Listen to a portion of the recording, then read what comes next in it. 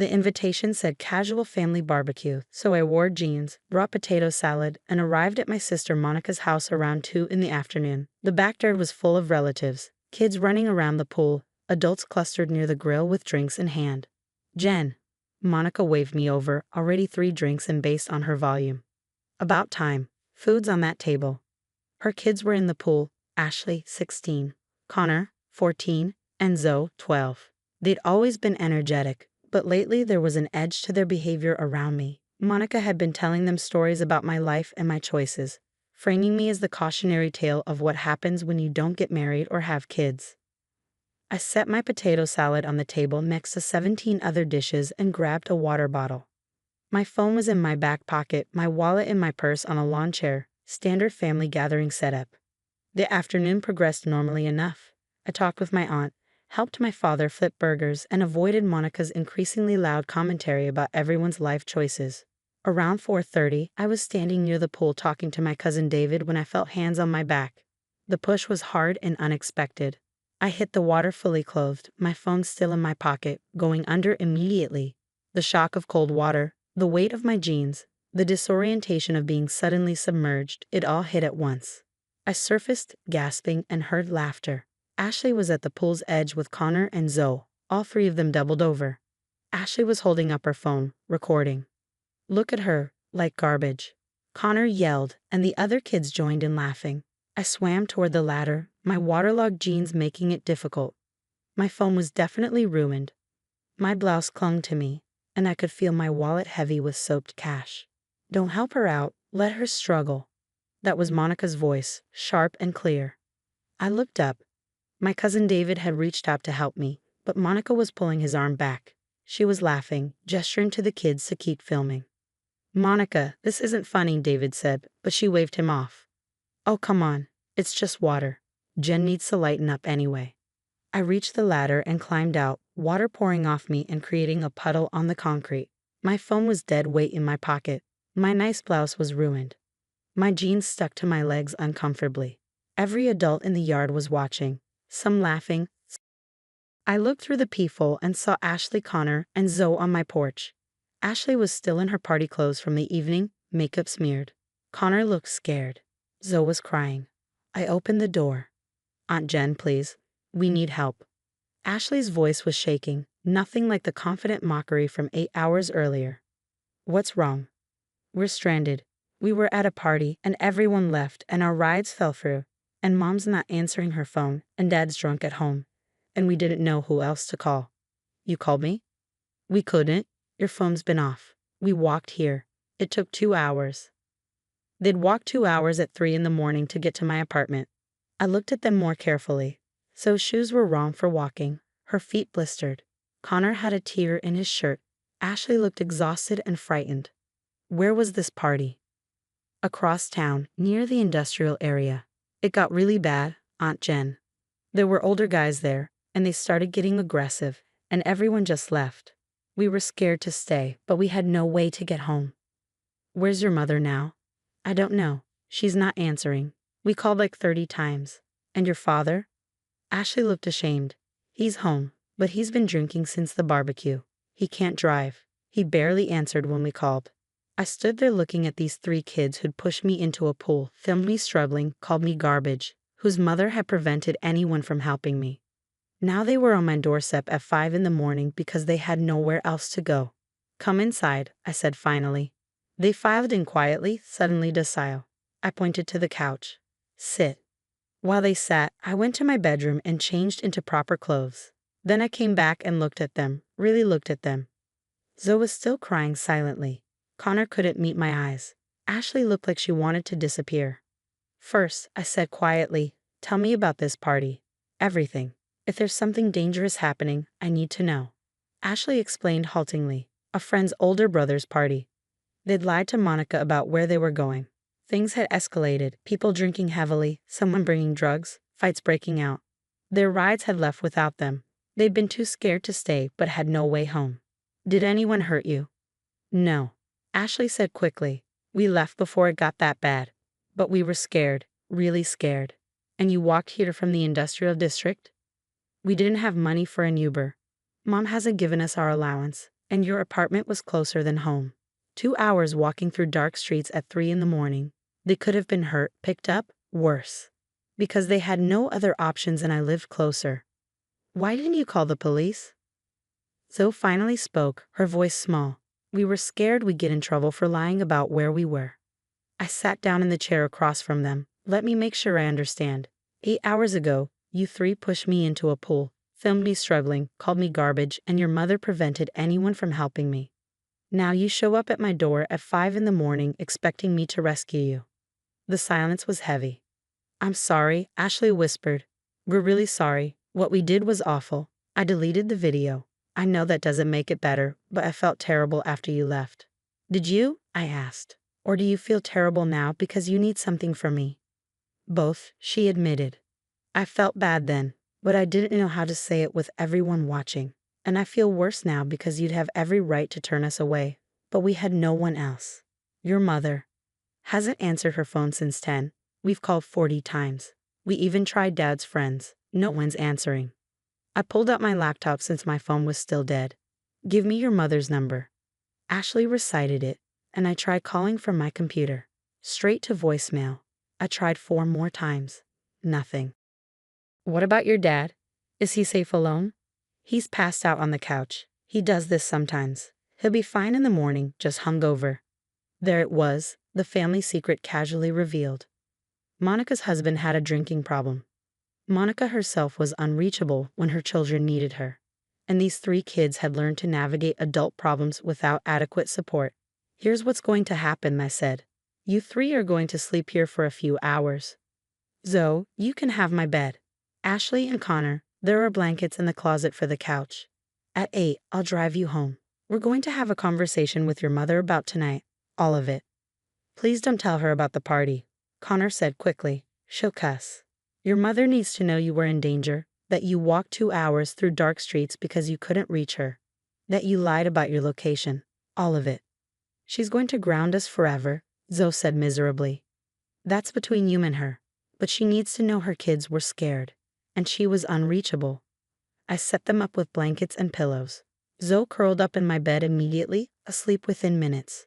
Ashley and Connor whispered on the couch for a while before exhaustion took them too. I stayed up, watching the sunrise, thinking about choices, consequences, and the strange math of family obligation. At 8, I woke them. They were groggy, embarrassed in the morning light. I made toast and scrambled eggs because feeding them seemed important. They ate silently, no one meeting my eyes. In the car, I said when they finished. The drive to Monica's house took 20 minutes. Her car was in the driveway. I rang the doorbell repeatedly until she answered, clearly just waking up, her phone dead on her nightstand. Jen? What are you? Why are my kids here? We need to talk. All of us. I walked in without waiting for permission. The kids followed, and Monica, confused and defensive, trailed behind.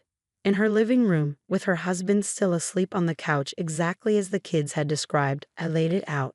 The party, the danger, the 2-hour walk, the dozens of unanswered calls, my doorstep at 5 in the morning. Monica's face went through several emotions: confusion, anger, fear, defensiveness. Why didn't you call me? She demanded of her kids. We did, Ashley said. 40 times. Your phone was dead. Why didn't you tell me about the party in the first place? Because you wouldn't have let us go, Connor said. Exactly, because it was dangerous. Monica was working herself up. You lied to me, put yourselves at risk. And when they needed help, I interrupted quietly. They couldn't reach you. They walked 2 hours through dark streets because they had no other option. Monica turned on me. You could have called me. With what phone? The one that stopped working when your kids pushed me in the pool and you laughed? She had the grace to look embarrassed. That was just fun. Kids being kids. It was assault. It was filmed. It was humiliating. And you prevented people from helping me. You're being dramatic. Am I? Your kids showed up on my doorstep at 5 in the morning because they were scared and had nowhere else to go. After spending yesterday treating me like garbage. Do you see the irony? Monica looked at her kids, who were all studying the floor. Is this true? You went to Jen after what you did. She was the only one who answered, Ashley said quietly. The only one we could reach. We knew she'd help even though we didn't deserve it. Why would you think that? Because Aunt Jen's reliable, Zoe said. She's always been reliable, even when we're mean to her. I stood up. Here's what I need to say. Yesterday was unacceptable. You participated in humiliating me, Monica. You taught your kids that cruelty is funny, and then, when they needed help, you were unreachable, and they came to the person they just abused. I said I'm sorry about the pool. No, you didn't. You haven't apologized once. You called me dramatic. I looked at the kids. You three apologized. You acknowledged what you did was wrong. Your mother hasn't. Monica's face flushed. Fine, I'm sorry. It was inappropriate. I had too much to drink. That's not an apology. That's an excuse. We stared at each other, years of tension crystallizing in this moment. Your kids were in real danger last night, I said finally. They made bad choices, yes. But they're kids. You're the adult who was supposed to be reachable. Instead, I was. I headed for the door, then turned back. Ashley, Connor, Zoe, you're welcome to reach out if you need actual help. Not rides from parties you lied about attending, but real emergencies. I'll be there. But the mockery stops. The filming stops. The cruelty stops. Understood? They nodded. Monica, charge your phone. Know where your kids are. Be reachable. Because next time they're scared and alone, I might not be available. And then what? I left before she could respond.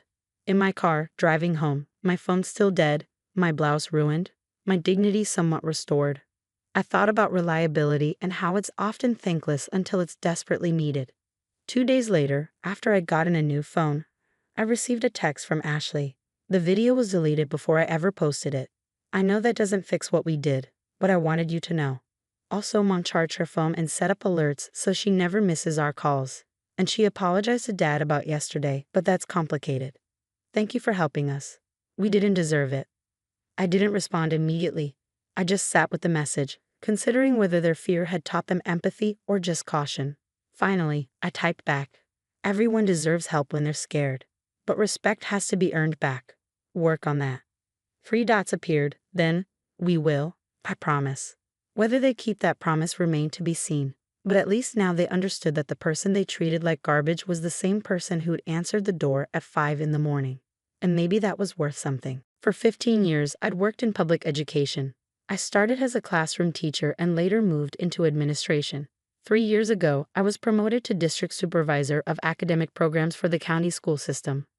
I oversaw 42 schools, managed a department of 17 people, and earned a salary that would have surprised my family if they'd ever asked. They never asked. My sister Patricia knew I worked in education and assumed that meant teacher's aide or secretary. I'd stopped correcting her years ago. Patricia's twin daughters, Madison and Morgan, were juniors at Riverside Academy, the county's top-performing high school. I'd approved their magnet program funding, signed off on their STEM lab equipment, and sat in on their principal's review. The girls had no idea. The spring showcase was Riverside's biggest event. I'd been invited in my official capacity to observe the engineering program I'd helped fund. The invitation had come to my office, clearly addressed to Laura Chen, District Supervisor of Academic Programs. I RSVP'd through my assistant. I didn't mention it to Patricia.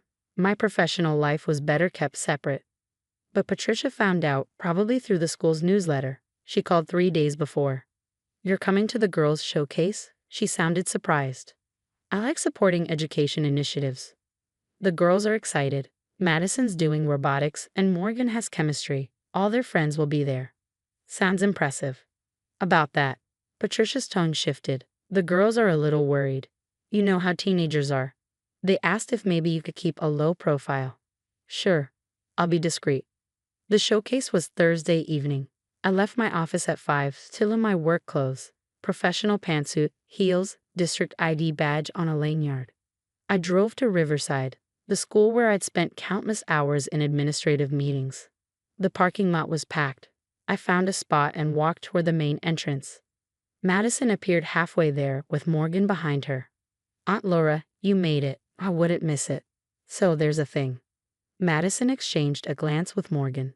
The front entrance is really crowded. They're asking some people to use alternate entrances. I can wait.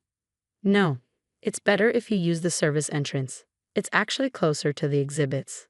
I looked at them carefully. Morgan was shifting nervously. Madison's jaw was set. You want me to use the staff entrance. It's just easier. Plus, all our friends are here, and if they see us with you, they'll want to meet you, and we'll have to explain, and it's awkward. Explain what? Madison flushed. That you're our aunt, who works at a school. They'll ask questions. Use the back door, Morgan added quietly. Please? We don't want our friends thinking we brought school staff as guests. Patricia appeared then. Girls, I told you I'd handle this. She turned to me with an apologetic smile. Laura, would you mind using the south entrance? The one staff uses. Much less chaotic. This crowd is mostly administration and successful parents. Might not be your scene. I stood there in my professional suit, wearing my district supervisor badge, looking at my sister and her daughters, who wanted me to use the service entrance because they were embarrassed. The custodial entrance, I repeated. Don't make it a thing. The girls just want their night to go smoothly. I could have corrected them. Could have turned my badge around. Could have mentioned I'd be sitting with school board members. Instead, I smiled. Of course. Where's this entrance?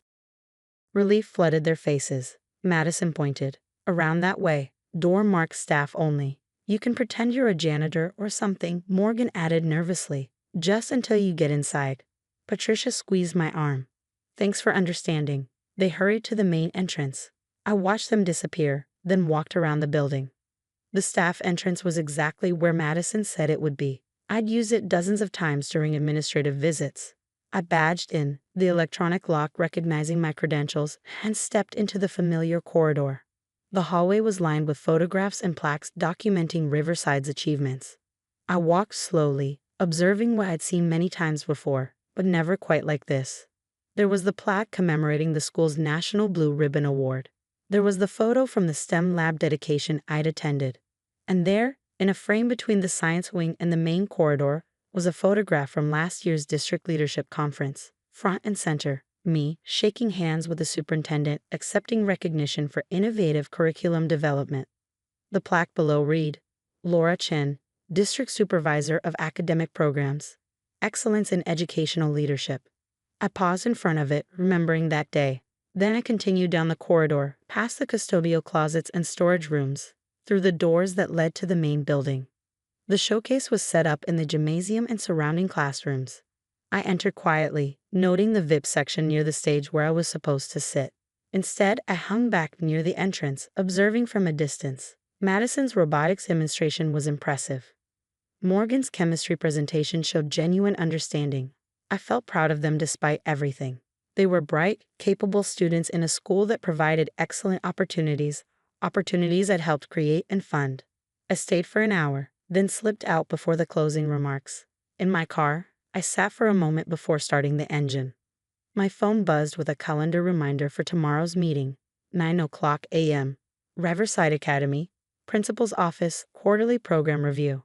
The next morning, I dressed carefully in a gray suit and took my time with coffee. My assistant had prepared the review documents, including the updated budget allocations that required the principal's approval and my signature. I arrived at Riverside at 8:45, parking in my designated spot near the administrative offices. The building was familiar, comfortable. I'd been coming here for 3 years in my supervisory capacity. Dr. Martinez was already in her office when I arrived. Laura, thank you for coming. I wanted to apologize again for missing you at the showcase last night. I got pulled into a parent emergency right when you were supposed to arrive. No problem. I observed from the back. The programs look excellent. Thanks to your advocacy for our funding, she pulled out a folder. I wanted to discuss the continuation of the engineering program for next year. We spent an hour reviewing budgets, enrollment numbers, and program outcomes. Dr. Martinez needed my approval for several initiatives, which I granted after ensuring they met district standards. Before you go, she said as we finished, I wanted to mention something. Madison and Morgan Thompson's mother called this morning asking about you. I looked up from my papers. Patricia called. She wanted to know if I knew why you'd been at the showcase. She seemed surprised you'd attended. I explained that you were there in your official capacity as district supervisor, that we'd specifically invited you to observe the engineering program. Dr. Martinez paused. She seemed shocked, said something about thinking you were a teacher's aide. I work in education, I said mildly. It's a common misunderstanding. She asked if I could have you call her. Said it was urgent, something about her daughters needing to speak with you. I finished gathering my materials. I'll reach out when I have time. Back in my office at the district building, I found 3 voicemails from Patricia, each increasingly frantic. 2 texts from Madison, 1 from Morgan. All said essentially the same thing. We need to talk. Please call. It's important. I didn't call back immediately. Instead, I worked through my afternoon meetings, reviewed curriculum proposals, and had a productive discussion with the superintendent about next year's budget priorities. At 4 o'clock, I finally called Patricia. "Laura," she sounded breathless. "Oh my God, I've been trying to reach you all day. Dr. Martinez called me this morning. She said you're the district supervisor? That you oversee all the county schools." "That's correct." "Why didn't you tell me?" "You never asked." Silence. Then, "The girls are mortified. Laura, they made you use the service entrance. They told you to pretend to be a janitor. And the whole time, you were there in some official capacity." "I was invited to observe the engineering program. I approved its funding." "Oh my God." Patricia's voice dropped. "You fund their programs? You have authority over their school?" "I'm the district supervisor. I oversee academic programs at all county schools, including Riverside." "The girls saw the photo in the hallway this morning, the one from that award ceremony. They realized you walked right past your own picture when they made you use that entrance." I didn't respond. "Laura, they feel terrible. They didn't know. If they'd known who you were." "Would it have mattered?" I asked quietly. "Should people only be treated with respect if they hold important titles?" Another silence. "That's not what I mean. Patricia, you told me to use the custodial entrance because you assumed I was insignificant enough that it wouldn't matter. Your daughters suggested I pretend to be a janitor because they were embarrassed by me. Not because of who I am, but because of who you all assumed I was. We made a mistake. You made an assumption. There's a difference. What can we do?" "The girls want to apologize properly." "They can apologize if they want to, but understand something. I would have used that entrance regardless of my title if you'd asked respectfully. The problem wasn't the entrance, it was the contempt behind why you asked me to use it." I heard Patricia breathe shakily. "Dr. Martinez mentioned you'd be back next month for another review. I have quarterly reviews at all my schools, Riverside included. So you'll see the girls." "I'll see all the students. That's part of my job." "Laura, please don't hold this against them professionally. They're academics." "Patricia," I cut her off firmly. "I would never let personal matters affect my professional judgment. The girls are excellent students in a strong program. That won't change. But don't insult me by suggesting I'd punish teenagers for their mother's assumptions about my career. I didn't mean." "I know what you meant. You meant that now that you know I have authority, you're worried about consequences. But you weren't worried about consequences when you thought I was nobody important." I heard her crying softly. "I'm sorry, I really am. I believe you're sorry you were wrong about my position. I'm less certain you're sorry about how you treated me when you thought I was right." After we hung up, I sat at my desk, looking out over the district office complex. My assistant knocked and entered with next month's schedule. "You have Riverside Academy on the 15th, she said. "Principal evaluation and program review." I remember. "Also, there's a request here from Madison and Morgan Thompson. They're asking if they could meet with you before the official visit. They submitted it through proper channels, requested it as student representatives wanting to discuss program feedback." I looked at the formal request form, properly filled out and submitted through the school's official process. They'd done it right, professionally, the way students were supposed to request meetings with district administrators. "Schedule it," I said, 30 minutes before the principal review. 2 weeks later, I returned to Riverside Academy. Madison and Morgan were waiting in the conference room, both looking nervous in their school uniforms. They stood when I entered. "Thank you for meeting with us," Madison said formally. "We know you're busy." I sat down, setting my briefcase aside. "You requested this meeting. What did you want to discuss?" "We wanted to apologize," Morgan said. "Really apologize. Not just because you're the district supervisor, but because what we did was wrong, regardless of who you are. We were embarrassed by you," Madison continued. "Not because of anything you did, but because we built this story in our heads that you weren't successful. Mom always talked about you like you were struggling, and we just accepted it. We never asked about your actual job," Morgan added. "We just assumed, and then we treated you terribly based on that assumption." They both looked miserable, genuinely ashamed. I let the silence sit for a moment. "What you did hurt," I said finally. Not because you made me use a different entrance, but because you made it clear you valued status over respect, that you'd only treat someone well if they seemed important enough. We know, Madison whispered. We're learning that now. The person you told to pretend to be a janitor, she helped fund your STEM lab. She approved your robotics program. She advocated for resources that benefit your education. But even if she hadn't, she still deserved basic courtesy. We understand that now, Morgan said. And we're sorry, really, truly sorry. I looked at these two teenagers who were learning a hard lesson about assumptions and respect. Apology accepted. Now, you mentioned wanting to discuss program feedback. Their faces showed surprise that I was moving forward professionally. Madison recovered first, pulling out a notebook. We wanted to suggest some improvements to the engineering curriculum. We have ideas about practical applications. We spent 20 minutes discussing their thoughtful suggestions. They were smart, engaged students with legitimate insights. When we finished, I gathered my materials. Those are good recommendations. I'll discuss them with Dr. Martinez. Thank you, they said in unison. At the door, I paused. For what it's worth, your mother called me. She's upset about what happened. She should be, Madison said. She taught us to judge you without knowing you. People make mistakes. What matters is what you do after. I adjusted my briefcase. You both have bright futures. Don't waste them on assumptions about other people's worth. After they left, Dr. Martinez came in for our scheduled review. She mentioned that the Thompson girls had been different lately, more thoughtful, asking more questions about people's backgrounds before making judgments. Whatever happened at the showcase, she said, it seems to have taught them something valuable. Sometimes education happens outside the classroom, I said. That evening, Patricia texted me. The girls said their meeting went well. Thank you for treating them professionally despite everything.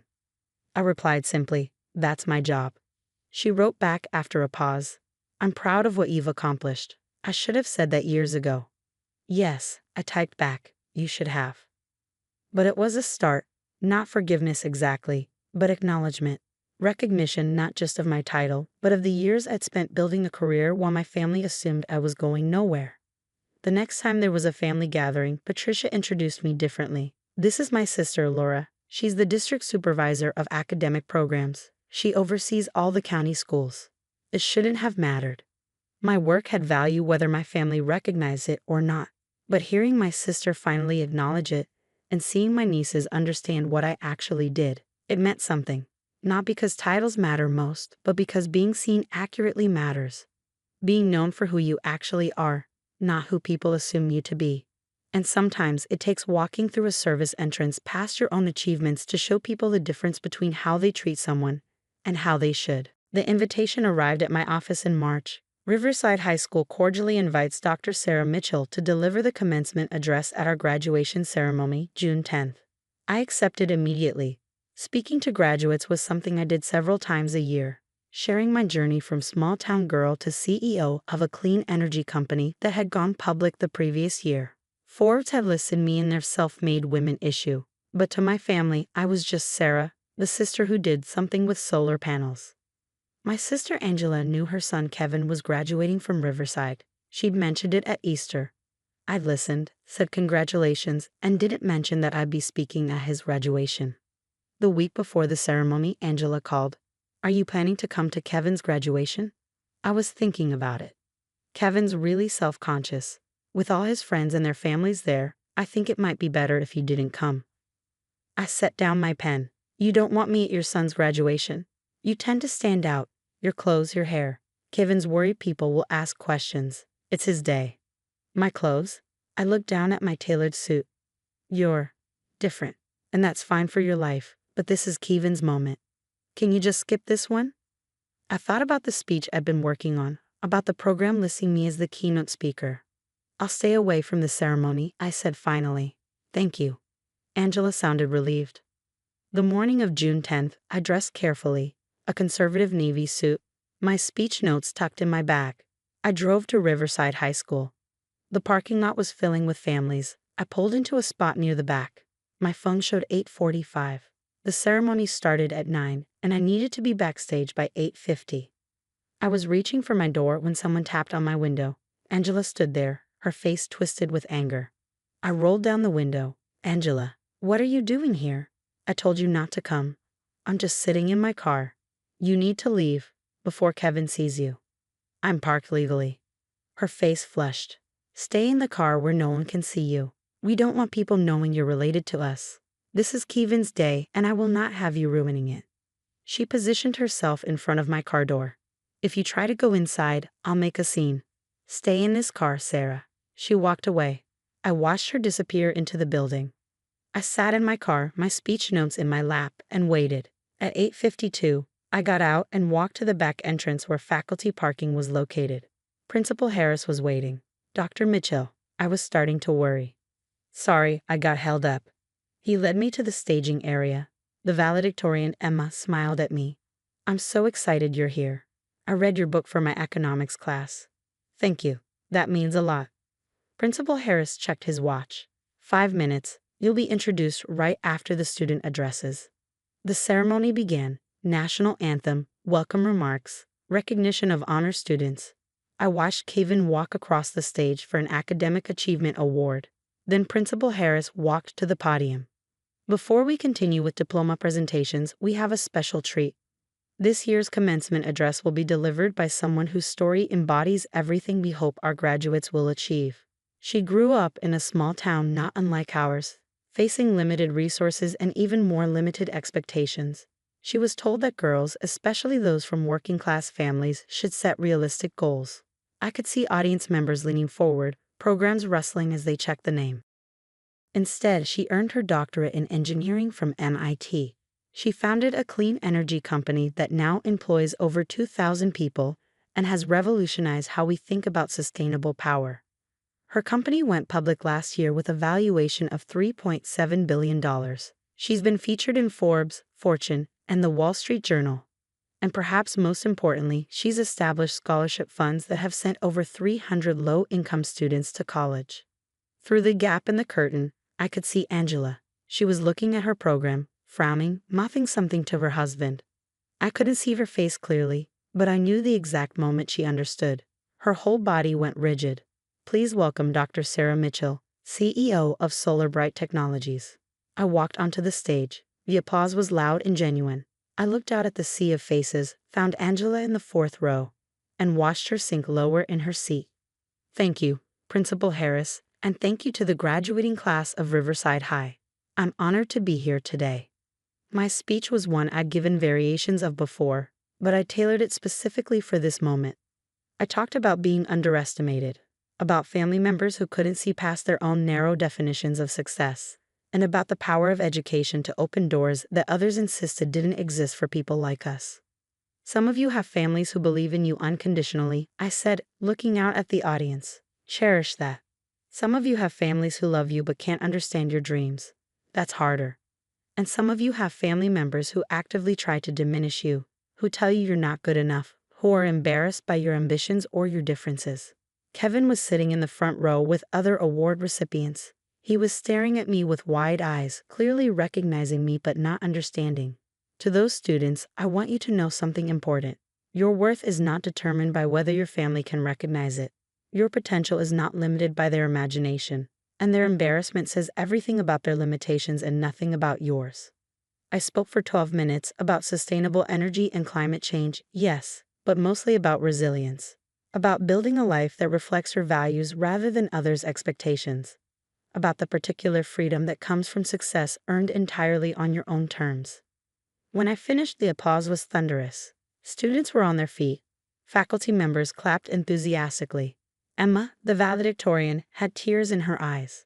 I returned to my seat on the stage as the diploma ceremony began. From there, I had a perfect view of Angela. She wasn't clapping. She was staring at her program, her face pale, while the woman next to her whispered something and gestured toward me. After the ceremony, there was a reception in the courtyard. I was immediately surrounded by students asking questions, parents thanking me, and faculty members wanting to discuss the scholarship fund. Principal Harris brought over several seniors interested in engineering programs. A woman approached, extending her hand. Dr. Mitchell, I'm Janet Lawson.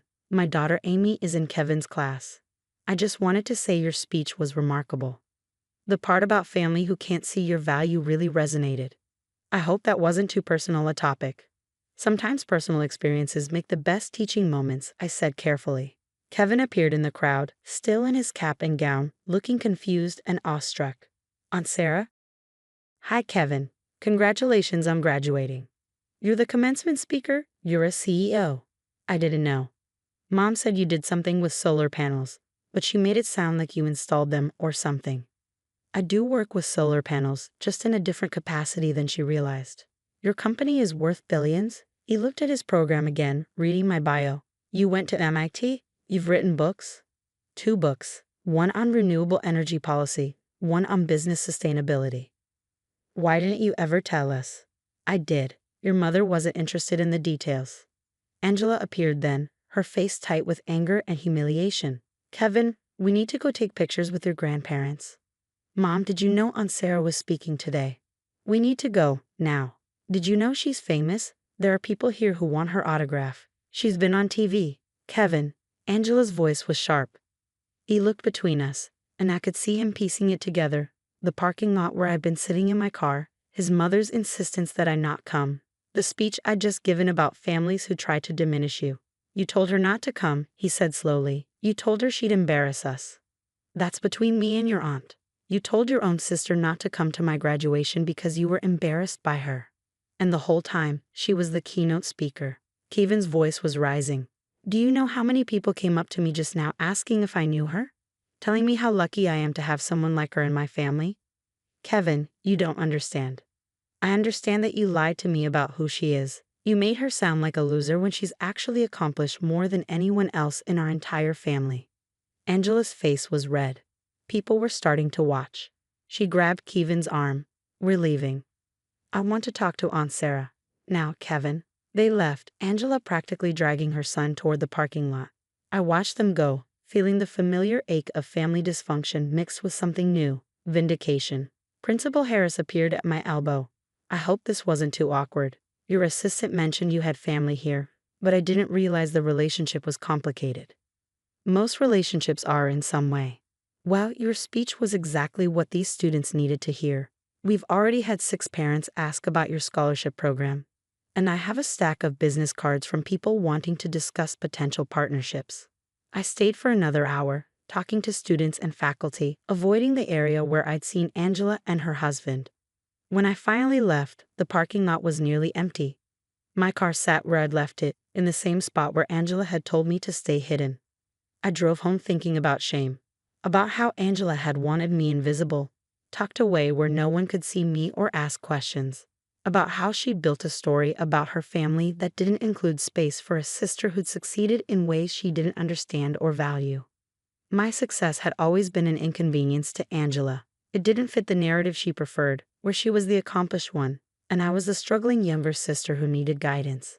Seeing me on that stage, hearing my credentials read aloud, watching hundreds of people applaud me, it had shattered the comfortable story she'd been telling herself and everyone else for years. That evening, Kevin called me. His number appeared on my phone, and I almost didn't answer. Aunt Sarah, it's Kevin. I got your number from Grandma. Hi, Kevin. I wanted to apologize. For my mom, for not knowing about your work, for everything.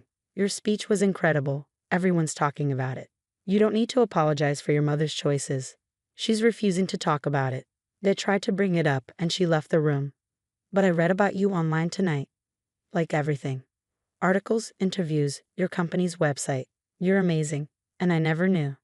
Your mom and I have different ideas about success. She told people you weren't coming because you were too busy. After the ceremony, people kept asking why she hadn't mentioned her sister was the speaker. She looked like she wanted to disappear. I felt a twinge of sympathy for Angela, then remembered her face at my car window. Stay where no one can see you. Kevin, can I give you some advice? Yeah. Don't let anyone else define your path, not your parents, not your friends, not society's expectations. Figure out what matters to you and build toward that. The opinions of people who can't see your value, even people who love you, don't determine your worth. That's basically what you said in your speech. It's something I learned the hard way. Can I ask you something? Did my mom really not know you were speaking? She knew I worked in renewable energy. She chose not to ask for details. Because she was embarrassed by you. Because she couldn't imagine that her weird little sister might have built something worth acknowledging. Kevin was quiet for a moment. I'm proud to be related to you. I know that's weird to say since I barely know you, but I am. And I'm sorry we didn't stay in better touch. That's not your fault. You were a kid. I'm not anymore. I'm starting at State in the fall, engineering program. Maybe I could email you sometimes. Ask questions about the industry? I'd like that very much. After we hung up, I sat on my balcony watching the city lights.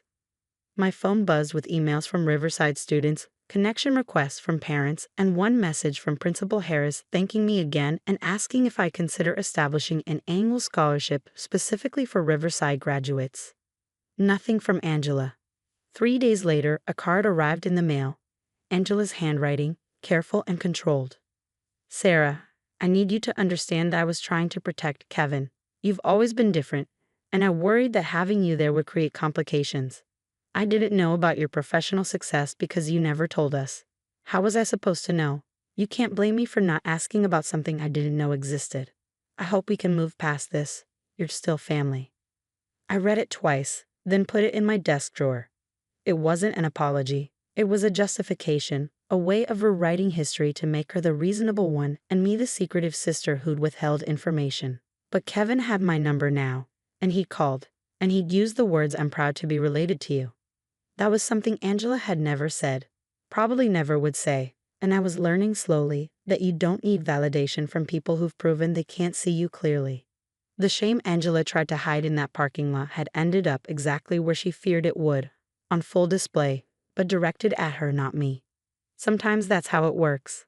The person trying to hide you ends up revealing far more about themselves than they ever wanted anyone to see. The cereal aisle at Target was crowded for a Saturday afternoon. Weekend shoppers filled the space, families with kids, college students stocking up, elderly couples moving slowly with their carts. I was reaching for a box of granola, comparing prices between brands, when I felt hands shove hard against my back. Not an accidental bump. A deliberate, forceful push that sent me stumbling forward into a shopping cart someone had left in the middle of the aisle. The metal edge caught my ribs. Pain exploded through my chest as I fell, my knee slamming into the tile floor with a crack that made nearby shoppers gasp, my palms scraping against the rough surface trying to break my fall. The impact knocked the wind out of me completely. For several seconds, I couldn't breathe, couldn't think, could only register the white-hot pain radiating through my torso.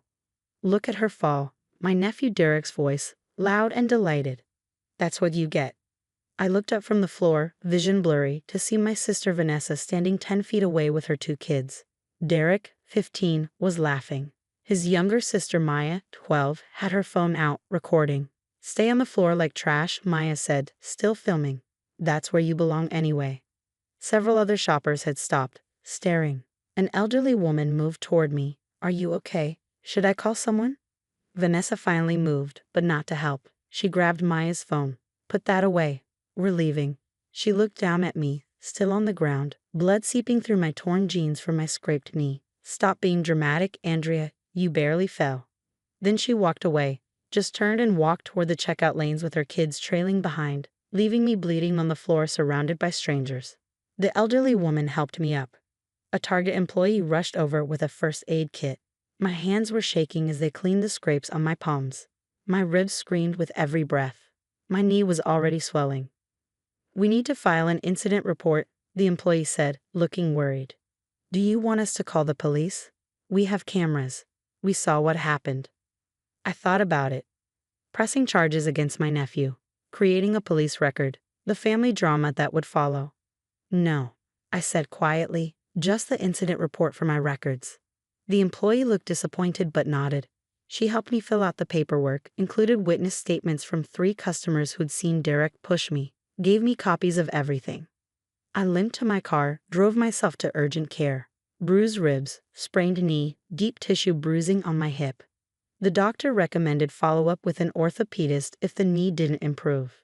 Total bill, $4,200, which my insurance would cover after my deductible. I went home, iced everything, and tried not to think about my sister watching her son assault me and walking away. Monday morning, I returned to work at Meridian Health Insurance, where I'd been a senior claims adjuster for 6 years.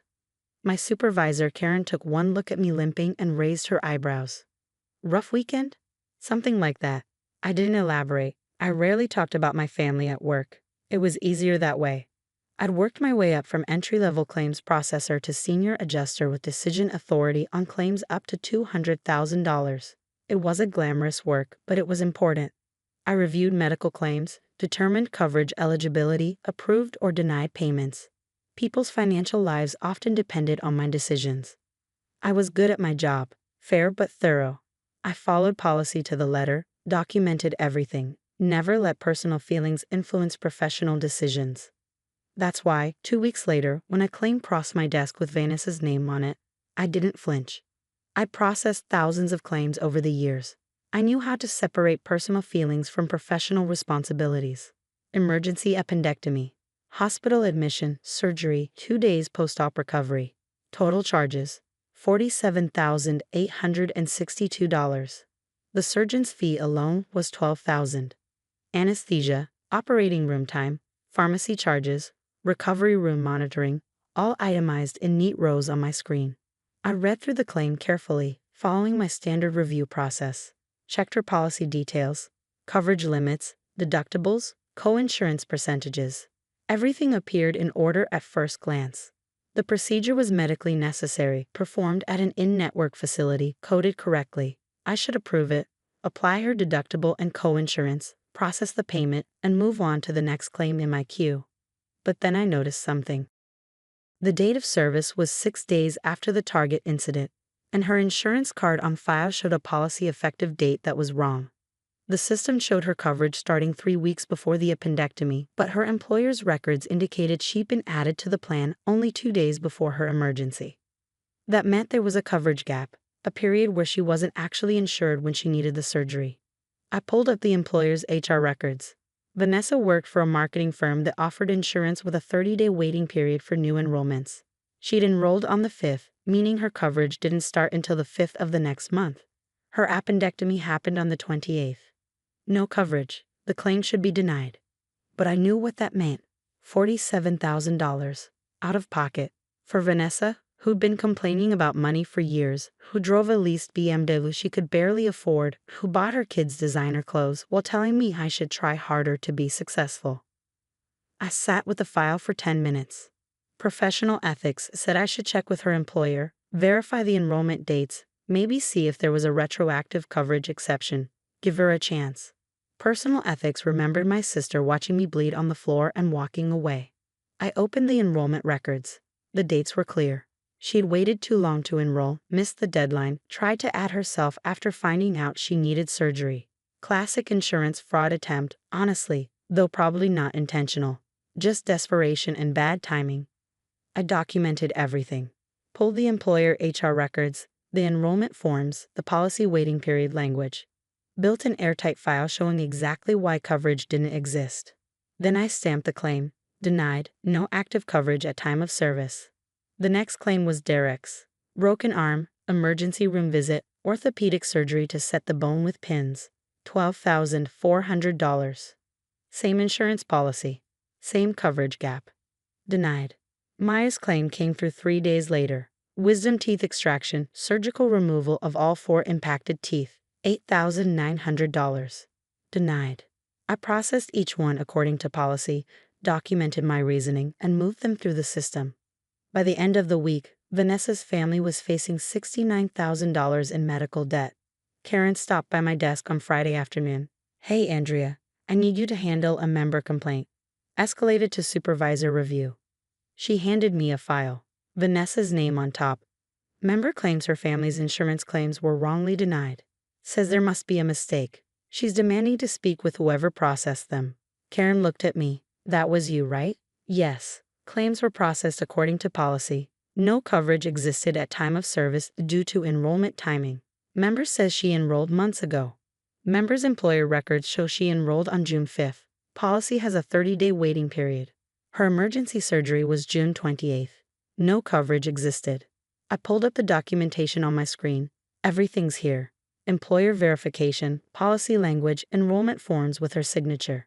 Karen reviewed the file, nodding slowly. "This is solid work. Good catch on the enrollment dates. A less thorough adjuster might have missed it. Just doing my job." Member is pretty upset. Left 3 voicemails demanding to talk to you personally. Should I have complaints handle it? I thought about Vanessa's voice on those messages. Probably angry, probably demanding, probably not used to being told no. I'll handle it, I said. If she calls again, transfer her to me. The call came Monday morning. This is Andrea speaking. How can I help you? Andrea?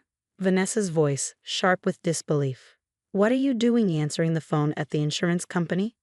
I work here. I'm a senior claims adjuster. Silence. Long, thick silence. You work there? Yes, for 6 years. You told Mom you worked in an office. You said you did paperwork.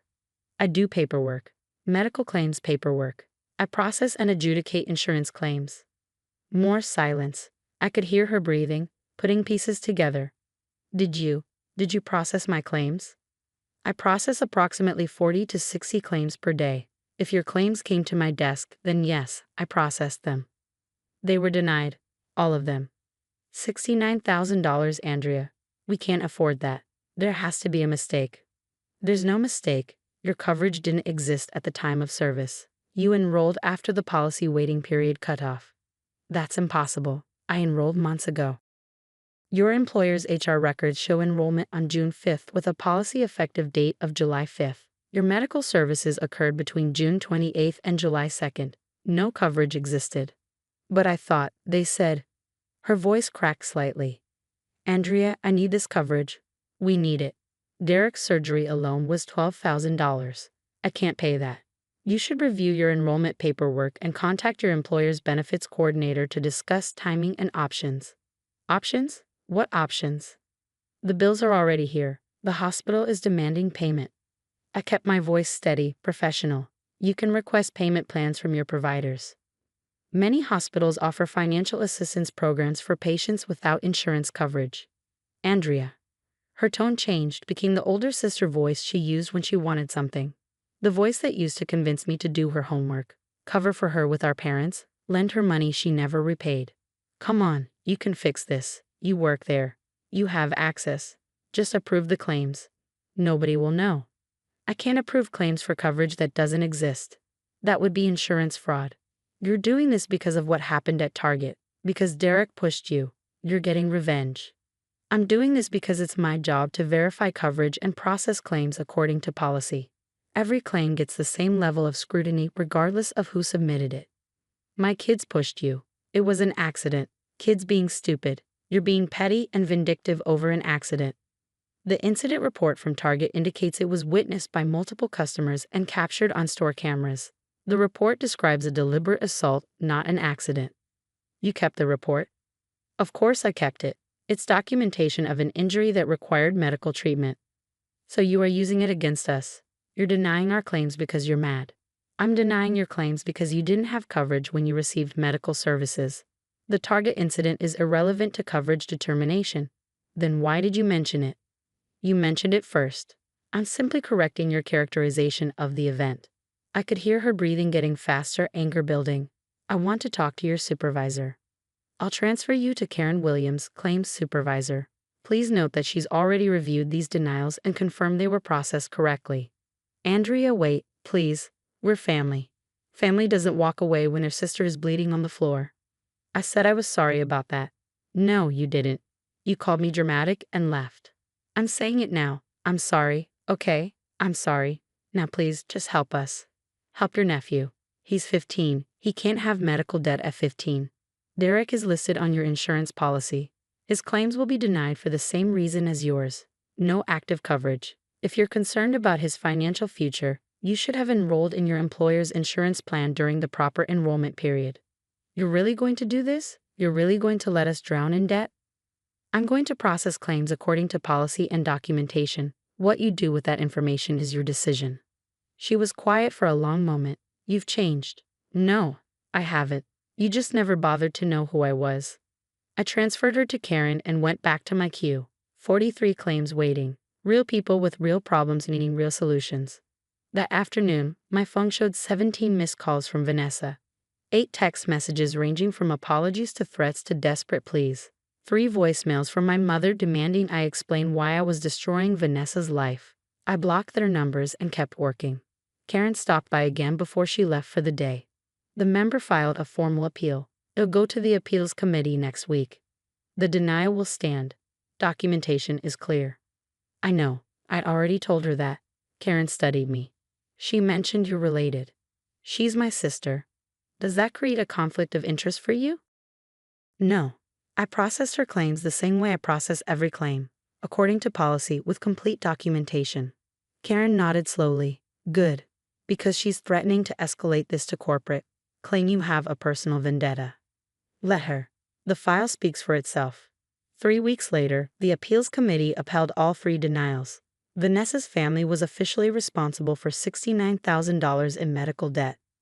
I heard through my mother that they'd set up payment plans with the hospital. 24 months at brutal interest rates. Vanessa had to sell her BMW and buy a used Honda. Derek was working part-time after school to help. Maya lost her iPhone.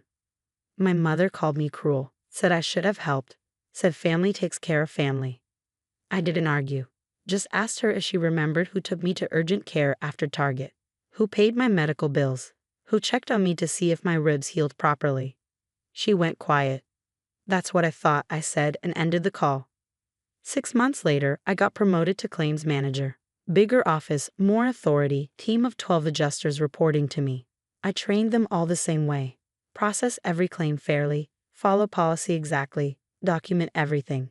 Never let personal feelings cloud professional judgment. One of my adjusters asked me once why I was so strict about documentation. I thought about Derek's hands on my back, the tile floor, Vanessa walking away. Because falls have consequences, I said. And someone needs to make sure they're documented. She looked confused but nodded. I never explained. Some lessons you learn on grocery store floors. Some you learn behind claims processing desks. But they all teach the same thing. Actions have consequences, and eventually, everyone pays their bill. The divorce papers arrived on a Tuesday. The eviction notice came Thursday. By Friday, I was calling my sister Amanda. Stay here? Her voice went cold over the phone. Jennifer, I don't think that's a good idea. Just 2 weeks. Until I find an apartment. The court settlement is processing, but I need temporary housing for Marcus and me. Silence stretched between us. Then, fine, 2 weeks. But you follow my rules. We arrived at her suburban house that evening. Marcus, my 8-year-old, carried his backpack stuffed with clothes. Everything else was in storage we couldn't afford. Amanda opened the door wearing yoga pants that cost more than my weekly grocery budget. Wipe your feet. I just had the floors done. Her husband Derek barely looked up from his laptop. Their daughter Sophia, 12, stared at Marcus like he tracked mud inside. The guest room is downstairs, Amanda said. Separate entrance. I prefer you use that so you're not disrupting our routine. The basement room smelled like mildew. 1 bed, no windows. But it was shelter. Mom, Marcus whispered. How long are we staying? Not long, baby, I promise. That first week, I submitted 73 job applications. My background was in corporate strategy. 15 years climbing the ladder before my ex-husband's gambling debts destroyed everything. The divorce gave me freedom but took my financial stability. Amanda made her feelings clear at breakfast on day 3. Still no job. She poured coffee without offering me any. Derek's concerned about how long you're planning to stay. I have interviews scheduled. It takes time. Does it? Because from where I'm sitting, it looks like you're comfortable letting us support you. It's been 3 days. 3 days of free housing, free utilities, eating our food. She leaned against her marble counter. Some of us work for what we have, Jennifer. We don't just fall apart when life gets hard. I counted to 10 silently. I'm doing everything I can. Are you? Or are you using this as an excuse to avoid real responsibility? Marcus appeared in the doorway, school backpack on. Amanda's expression softened. Ready for school, Marcus? Sophia's already in the car. He nodded without speaking. After they left, I opened my laptop. 3 new interview requests. One from a company that made my heart race.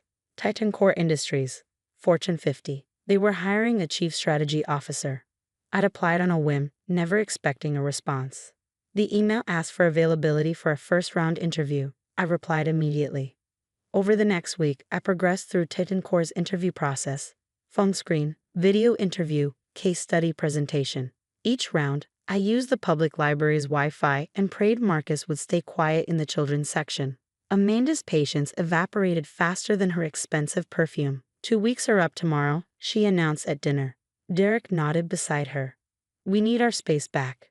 I'm close to getting hired, just a few more days. You've been saying that. Meanwhile, you're living in our house, using our resources, teaching your son that failure is acceptable. I'm not failing. I'm rebuilding. Rebuilding? She laughed. You lost everything. Your marriage, your home, your career. That's not rebuilding. That's collapsing. Amanda, please. I just need. No, tomorrow. I want you out by noon. Marcus stared at his plate, hands gripping his fork too tightly. That night, I received another email from Titan Core, final round interview, in person, Monday morning at their headquarters, 2 hours away. I had no car. My ex took it in the divorce. I've been using public transportation. I booked a rental car I couldn't afford and packed our belongings. Saturday morning, Amanda stood in the doorway as we loaded our bags. Where are you going? Hotel until I figure things out. With what money? Credit card. She shook her head. This is exactly your problem. No planning, no responsibility. Just chaos and bad decisions. I'm doing my best. Your best isn't very good, is it? She pulled out her phone. Derek, come take a photo. I want to document this. Why? Because this is what failure looks like. This is what happens when you don't plan, don't work hard, don't make smart choices. She snapped a photo of us standing there with our bags. I'm posting this. Family needs to see that enabling doesn't help anyone. Please don't. But she was already typing. I saw the caption over her shoulder. Some people just can't get their lives together. Sad to watch, but an important lesson about personal responsibility. Marcus tugged my sleeve. Mom, let's just go. We drove to a budget motel near the highway. $70 a night we didn't have. The room smelled like cigarettes, and the heater rattled all night. Sunday, I prepared for the interview, pressed my one-vid suit, reviewed my notes, prayed. Marcus watched television while I practiced answers to potential questions. Are you nervous? He asked during a commercial break. A little. Will we have a house again? Yes, baby, soon. He returned to his cartoon, but his shoulders stayed tense. Monday morning, I left Marcus with the motel manager's teenage daughter, who agreed to watch him for $40, another expense I couldn't afford. The drive to Titan Core's headquarters took 2 hours through morning traffic. Their building rose 40 stories downtown, all glass, steel, and corporate power. Security directed me to the executive floor. The receptionist smiled professionally. Jennifer Morrison, they're ready for you. The boardroom held 7 people, CEO, CFO, board members. They asked questions for 90 minutes, strategy scenarios, market analysis, leadership philosophy. I answered every question, drawing from 15 years of experience they couldn't see because they only saw a woman who'd lost everything. The CEO, Thomas Bradford, leaned forward at the end. Your resume shows a gap. Recent months. Can you explain? Divorce. Homelessness. Rebuilding. I kept my voice steady. I lost my housing, stayed with family temporarily, and am currently in transition, but my skills haven't diminished. My strategic thinking is sharp. My leadership capabilities are proven. My circumstances are temporary. My talent isn't. The room went silent. Bradford nodded slowly. Thank you for your honesty. We'll be in touch. I drove back to the motel, certain I'd blown it, too honest, too desperate, too broken. Marcus was drawing pictures when I arrived. How'd it go? I don't know, baby. That evening, Amanda's post had gone viral in our family network. Cousins commented. Aunts shared it. Everyone agreed that I needed to take responsibility and grow up. My phone buzzed constantly with judgmental messages. Only my mother called. Jennifer, what Amanda posted is cruel. Don't let it define you. It's fine, Mom. It's not fine, but it's also not permanent. Keep going. We spent 2 more nights at the motel, burning through credit card limits. I applied for 10 more positions. No responses. Wednesday afternoon, my phone rang. Unknown number. Jennifer Morrison? Speaking. Thomas Bradford from Titan Core Industries. Do you have a moment? My heart stopped. Yes. We'd like to offer you the Chief Strategy Officer position. Salary is $380,000 base, plus equity and bonuses. Can you start in 2 weeks? The room tilted. Yes, absolutely yes. Excellent. HR will send the formal offer this afternoon. Welcome to Titan Core. I hung up and stared at Marcus. Mom, you okay? We're going to be okay, baby. We're going to be more than okay. The formal offer arrived within an hour. Detailed compensation, benefits, everything in writing. Real. I didn't tell anyone. Not my mother, not friends, certainly not Amanda. Thursday, Titancor's PR department called. We're announcing your appointment Monday. Press release goes out at 9 a.m. Standard procedure for executive hires. Forbes and Bloomberg are already interested. That's fine. We'll need a photo and brief bio. I'll send details. Friday, we moved into corporate temporary housing. Titancor provided a furnished apartment downtown, real beds, working heat, safety. Marcus ran from room to room, laughing for the first time in weeks. Saturday, I bought groceries without checking prices. Small freedom, profound relief. Sunday, I prepared for my first day, reviewed organizational charts, studied strategic initiatives, became the executive I'd always been, just with a better title. Monday morning arrived clear and cold. At 9 a.m., Titancor's press release hit every major business outlet. Titancor Industries appoints Jennifer Morrison as Chief Strategy Officer. Morrison brings 15 years of strategic leadership experience to Fortune 50 company. She will lead global strategy initiatives and report directly to CEO. Forbes posted it. Bloomberg picked it up. LinkedIn verified my new position instantly. The announcement included my photo, professional and confident. My phone started ringing at 9:15. The first call was my mother, crying with pride. The second call was a former colleague congratulating me. The 3rd through 20th calls were family members who'd shared Amanda's mocking post last week. I didn't answer. At 9:30, Amanda called. I let it go to voicemail. Jennifer, I just saw the news. This is incredible. I'm so proud of you. We should celebrate. Call me back. The voicemail after that was different, tighter. Okay, I know you're busy, but we should talk. About last week, I think there was a misunderstanding. Call me. Then texts started flooding in. Why didn't you tell me about the interview? I was just trying to motivate you. Tough love. People are tagging me in articles about you. This is embarrassing. You need to tell people I supported you through this. I blocked her number and continued reading my onboarding materials. Tuesday, I started at Titancor, corner office on the 38th floor, assistant, strategic planning team of 40 people reporting to me, executive parking, all the trappings of success I'd earned through years of work, not luck. My first meeting was with the CEO. How are you settling in? Bradford asked. Grateful to be here. Your strategic analysis during interviews was impressive, but your honesty about your circumstances was what convinced me. Someone who can think clearly during personal crisis will excel during corporate ones. Thank you. One thing. Our charitable foundation focuses on housing security and homelessness prevention. Given your recent experience, would you be interested in joining that board? Very much so. Wednesday morning, business journalists published profiles about my appointment. Several mentioned my unconventional recent career path and resilience through personal challenges. One article quoted Bradford, Jennifer Morrison represents the kind of strategic thinking and personal strength we value at Titancor. Her recent experiences only enhance her understanding of risk management and recovery strategies. The article went viral in business circles. Amanda tried calling from Derek's phone. I didn't answer. She sent an email. Jennifer, we need to talk. This media attention is affecting my reputation. People are asking why I didn't support you. You need to release a statement saying I helped you. I deleted it. Thursday, my mother forwarded me a screenshot from Amanda's Facebook.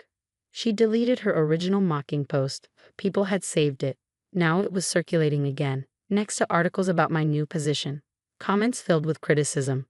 This is your sister. You kicked her out and mocked her online? Imagine being cruel to someone going through a divorce and homelessness. She's now a Fortune 50 executive and you're looking pretty foolish. Amanda's friends defended her. You don't know the whole story. But others found my professional LinkedIn profile, saw my background, and connected the dots. Friday afternoon, I received a certified letter at my office. From Amanda. Jennifer, this situation has spiraled out of control. My reputation is being damaged by your success. I need you to publicly acknowledge the support I provided during your difficult time. Without this, I'm considering legal action for defamation based on false implications in media coverage. I showed it to Titancor's legal counsel. She read it and laughed. She's threatening to sue you because you succeeded? This has no legal standing. Ignore it. Saturday, I took Marcus furniture shopping, real furniture for our new apartment. "Can I pick my bed?" he asked. "Absolutely." He chose one with built-in drawers for storage. Practical. My resilient kid, who'd watched everything fall apart and stayed strong. "Mom, are we really okay now?" "We're really okay. Will Aunt Amanda be nice now?" "Probably. But it doesn't matter. We don't need people who are only nice when we're successful." He nodded, understanding more than an 8-year-old should. Sunday, we moved into our permanent apartment. 2 bedrooms, natural light, safe neighborhood. Home. While unpacking, I found Marcus's old backpack, the one he clutched that night leaving Amanda's house. "You want to keep this?" I asked. He looked at it for a long moment. "No, I want a new one." We donated it that afternoon. Monday morning, 2 weeks into my new role, I attended my first Titan Core Charitable Foundation meeting. The agenda included homeless prevention initiatives and family housing support programs. "Our biggest need is emergency housing funding," the foundation director explained. "Families in crisis need immediate shelter while they stabilize." I thought about cold motel rooms and basement guest rooms with separate entrances. "What if we tripled the emergency housing budget?" I suggested. "Made it comprehensive, not just shelter, but support services, job placement, childcare, actual pathway to stability." The director's eyes widened. "That would be transformative. We'd need board approval for that funding level." "Put together a proposal. I'll champion it." After the meeting, Bradford stopped me in the hallway. "That housing initiative, personal interest?" "Very personal." "Good. Best strategies come from real understanding." That evening, Marcus and I cooked dinner in our new kitchen, real cooking, not motel microwave meals. My phone buzzed. Another message from Amanda, this time from a number I didn't recognize. "Mom had a stroke. She's asking for you. I know you're angry, but family is family." I called my mother directly. She answered on the second ring, voice strong. "Hi, honey. How's the new job?" "Amanda texted saying you had a stroke." "I did. That's news to me. I'm gardening." I hung up and blocked Amanda's new number. Some bridges burned themselves. 2 months later, Titan Core's foundation launched the expanded housing program. Media coverage mentioned my involvement and personal connection to the cause. Articles praised the initiative. One quoted me, "Everyone deserves dignity during crisis. Temporary hardship shouldn't define permanent worth." The program helped 50 families in its first month. Marcus started at a new school, made friends, joined soccer. We built a life that didn't include people who measured worth by circumstances instead of character. One afternoon, I ran into Derek at a coffee shop downtown. "Jennifer." He looked uncomfortable. "Congratulations on everything." "Thank you." "Amanda wanted me to reach out. See if you'd consider having coffee, talk things through." "What would we talk through?" "She knows she made mistakes. She's sorry." "Is she sorry she was cruel, or sorry everyone knows she was cruel?" He didn't answer. "That's what I thought." I picked up my coffee. "Take care, Derek." Success didn't heal the wounds, but it proved they didn't define me. Marcus and I created our own family, people who celebrated us during struggles, not just success. People who measured worth by character, not circumstances. People who understood that everyone deserves shelter, dignity, and second chances. And we never looked back.